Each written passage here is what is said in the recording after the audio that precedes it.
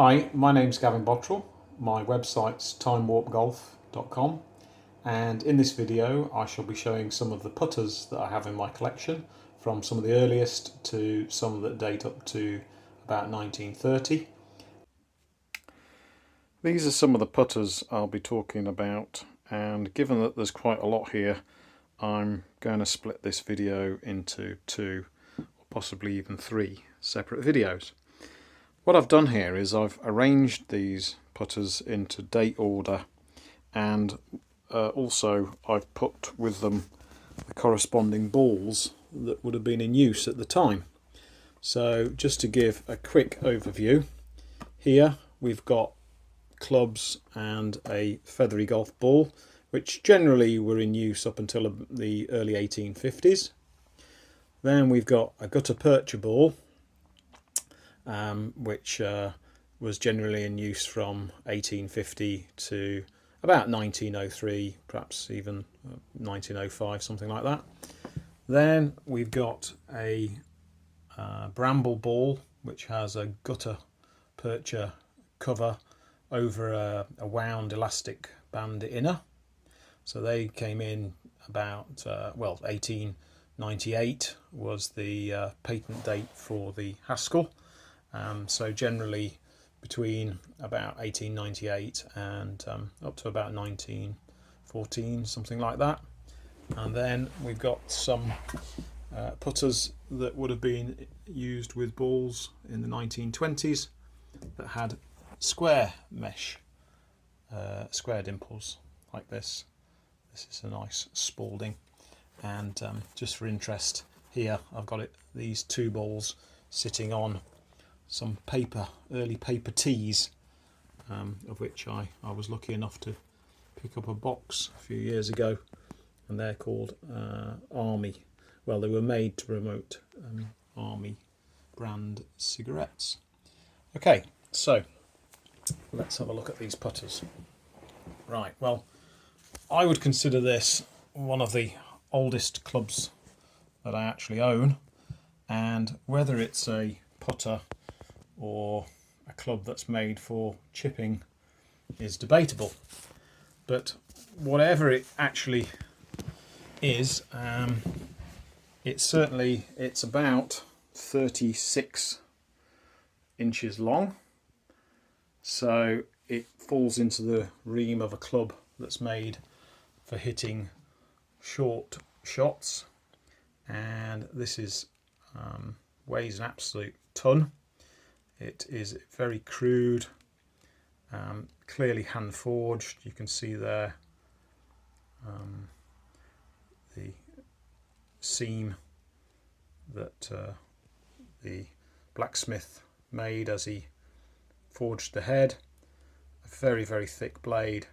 Now, there has been conjecture that clubs of this form, some people call them track irons, some people call them sort of short cleeks.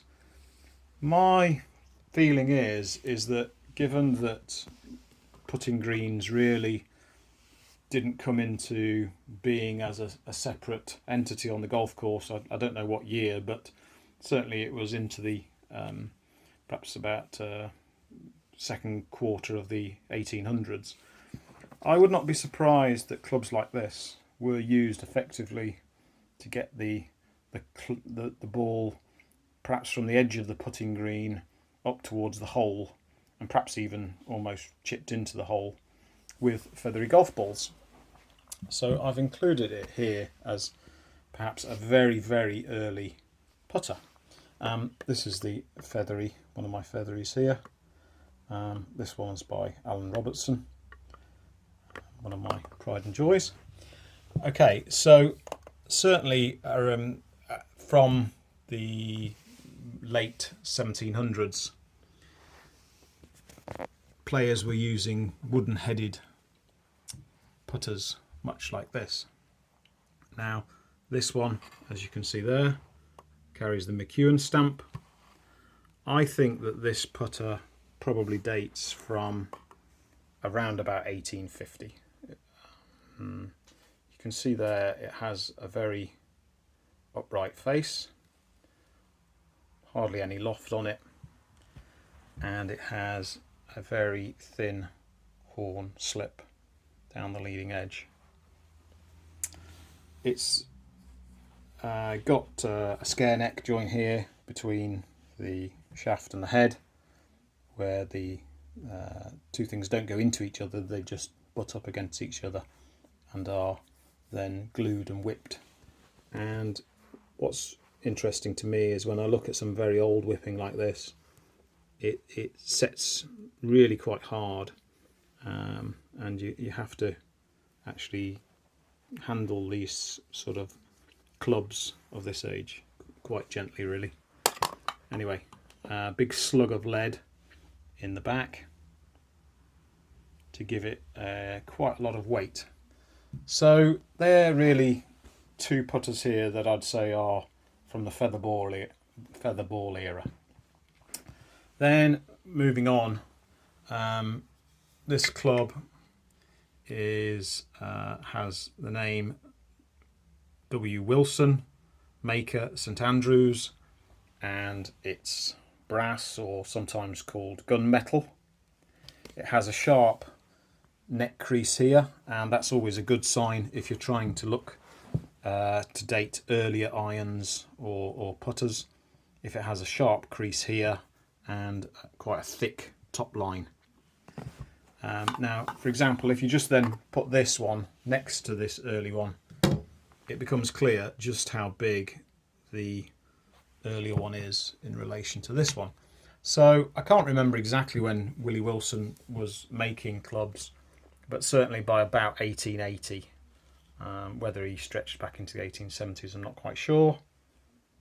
The nicking there is very pronounced and quite sharp. So and it has quite a bit of loft, generous loft, I'd say. Probably as much as about 14 degrees, something like that. And that was very much because the greens were a lot longer than we would know them today, and you wanted to get the ball rolling and moving. So a lot of early putters, and in fact as we go through these, it'll become evident that quite a few of them do have quite a bit of loft.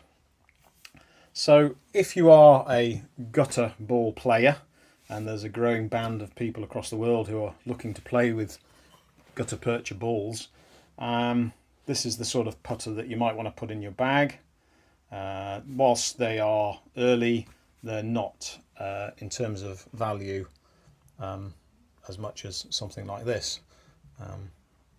Quite a lesser amount, and you know, you can pick them up for reasonable money and happily play with them. So that's the Willie Wilson brass headed putter of about 1880. Then this is by a company called Bussey and Co. of London, and they were quite famous for making these clubs which had two-piece heads, sometimes a brass hosel, sometimes a steel hosel, welded onto either again a brass or a steel blade. And this happens to be a putter. They tend to have shafts which narrow quite quickly and then flare out before they join into the hosel. And the nicking tends to be very, very small on them. That's one thing I've noticed. In fact, just by coincidence, this gutta percha ball has the same markings and is by Bussey as well. That's a 27.5 inch ball. So that's dating about 1890, 1895, as is this putter. Okay, so creeping over into the 20th century, I would suggest, then this is a couple of steel bladed putters. This one has quite an offset head and quite, again, a generous amount of loft. No face markings. What it does have on the back there is some numbers, and if I can just so it says 3506, and then it's also got on the bottom there, it would have said warranted. You can just about see the E and the D a lot of clubs of that period were stamped warranted, hand forged. So this is, I happen to know, made by Andersons of Anstruther. They stamped their clubs a lot with these serial numbers, even though it doesn't actually carry any Anderson name on it. It has this offset back head, very much promoted by the invention of the Willie Park bent neck putter in about 1891, I think it was. Reputedly, the story being that a cart ran over his putter and bent it out of shape, but then he went on to putt fantastically with it, and so patented the idea, and a whole brand of offset type putters, a whole generation was born.